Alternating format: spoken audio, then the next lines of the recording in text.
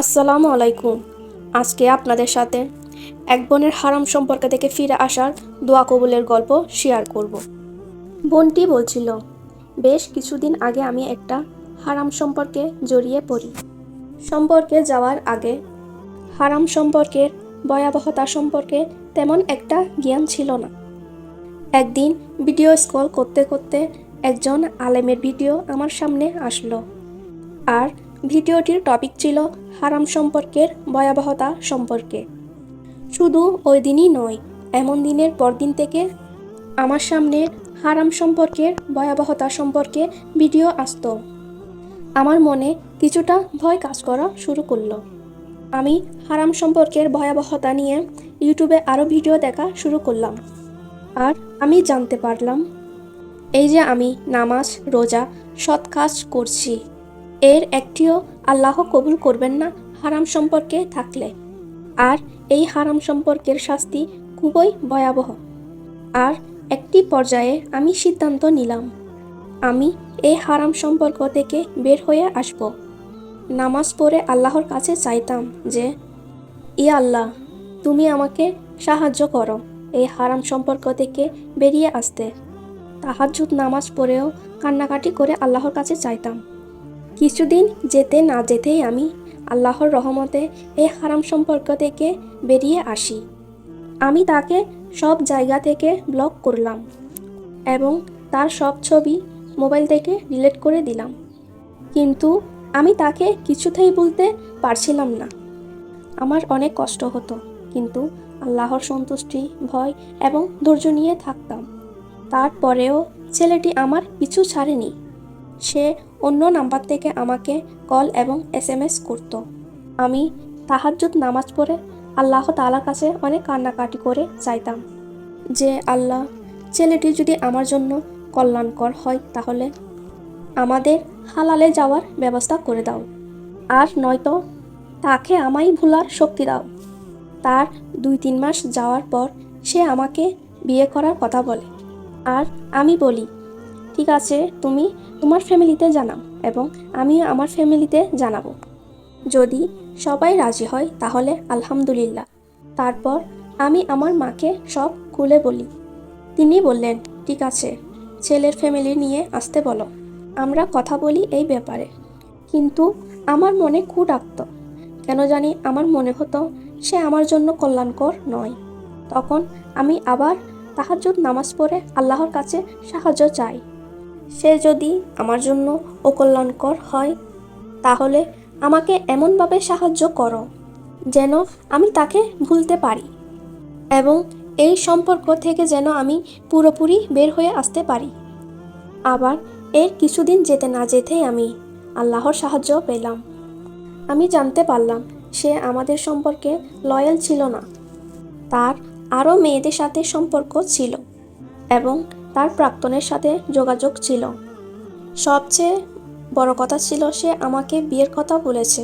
শুধু সে চাইতো যে আমি তার সাথে আবার সম্পর্কে ফিরে যাই, কিন্তু তার বিয়ে করার উদ্দেশ্য ছিল না।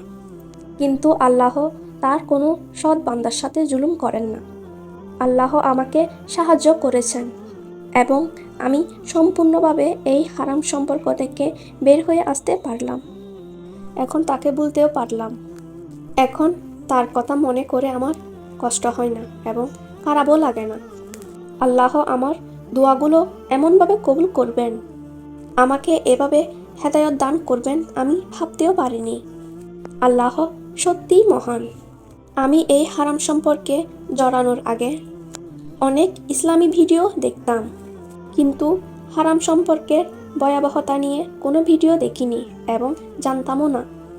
কিন্তু এই হারাম সম্পর্কে জড়ানোর পরে হারাম সম্পর্কের ভয়াবহতা নিয়ে প্রচুর পরিমাণের ভিডিও আসতে থাকে। হয়তো আল্লাহ তাআলা আমাকে এভাবে সাহায্য এবং হেদায়েত দান করতে চেয়েছেন। আর এখন আমি একটি কথা সবসময় স্মরণ করি, তুমি যদি আল্লাহকে ভয় করে তার সন্তুষ্টির জন্য কোনো কিছু ত্যাগ করে থাকো, তাহলে যা ত্যাগ করেছ তার চেয়ে উত্তম কিছু তোমাকে দান করবেন ইনশাআল্লাহ। নিশ্চয়ই আল্লাহ তাআলা সর্বোত্তম পরিকল্পনাকারী। আলহামদুলিল্লাহ। আলহামদুলিল্লাহ, আলহামদুলিল্লাহ। এই ছিল সেই বোনটির দোয়া কবুলের গল্প। প্রিয় ভাই ও বোনেরা, যারা হারাম সম্পর্ক ছাড়তে পারছেন না, তাদের অবশ্যই এ গল্পটি শোনা দরকার এবং বোঝা দরকার। সত্যি যদি কোনো ব্যক্তি আল্লাহর ভয়ে নিজেকে হারাম সম্পর্ক থেকে সরিয়ে নিয়ে আসতে পারে, তাহলে অবশ্যই আল্লাহ তাআলা তাকে 100% তাকে তার চেয়ে উত্তম জিনিস দান করবেন। সেটা যদি আপনি একবার বুঝতে পারেন, তাহলে আপনি যে ব্যক্তির সাথে সম্পর্কে আছেন তার সাথে আপনি কখনোই সম্পর্কে থাকবেন না। আল্লাহ আপনার জন্য কত সুন্দরভাবে, কত সুন্দর পরিকল্পনা করে তার চেয়ে উত্তম কিছু রেখেছেন, যেটি আপনি জানেন না, যার কারণে হয়তো সেই মেয়েটাকে বা সেই ছেলেটাকে ছাড়তে পারছেন না। আল্লাহ তাআলা কোরআন মাজিদের মধ্যে বলছেন, যেটিকে তোমাদের জন্য তোমরা কল্যাণকর মনে করো সেটি তোমাদের জন্য কল্যাণকর নাও হতে পারে, আবার যেটি তোমরা তোমাদের জন্য অকল্যাণকর মনে করো সেটি তোমাদের জন্য কল্যাণকরও হতে পারে। এটা সূরা বাকারার মধ্যে বলেছেন। আর কল্যাণ ও কল্যাণ বোঝার ক্ষমতা আমাদের নেই। আমরা যেটা উপরে দেখি সেটিকে বিশ্বাস করি। যখন আমাদের ফয়সালাগুলো আল্লাহ তাআলার উপর ছেড়ে দিব, তখন অবশ্যই আল্লাহ তাআলা আমাদের উত্তমভাবে সেটি দান করবেন। যখন আমরা সেটি আমাদের হাতের মুঠির মধ্যে রেখে দিই, সেটিকে বারবার আঁকড়ে ধরার চেষ্টা করি, তখন আল্লাহ তাআলা আমাদেরকে আমাদের মতো করে ছেড়ে দেন, যার কারণে হয়তো দোয়াও কবুল হতে চায় না, সে ব্যক্তিটাকেও পায় না এবং তার কষ্টগুলোকেও ভুলতে পারে না। কিন্তু এই বোনটি কত সুন্দর করে দোয়া করেছে, যদি কল্যাণকর হয় তাহলে অবশ্যই দাও, আর যদি অকল্যাণকর হয় তাহলে তাকে ভোলার শক্তি দাও, এবং এমনভাবে ভুলতে পারি যাতে আর কখনোই যেন তাকে মনে না পড়ে। কত সুন্দর দোয়া। সব সময় সব কিছু আল্লাহ তাআলার উপর ছেড়ে দেওয়ার চেষ্টা করবেন, বিশেষ করে বিয়ে শাদীর ক্ষেত্রে এটি গুরুত্বপূর্ণ একটি বিষয়। কারণ আপনি যাকে বিয়ে করছেন তাকে সারা জীবনের জন্য জীবনসঙ্গিনী হিসেবে মেনে নিয়ে থাকতে হবে। আর এইটা আমাদের সমাজ মেনে নেয় না, যে বিয়ের পর 2-3 মাস সংসার করে তারপরে ডিভোর্স দিয়ে দিলেন।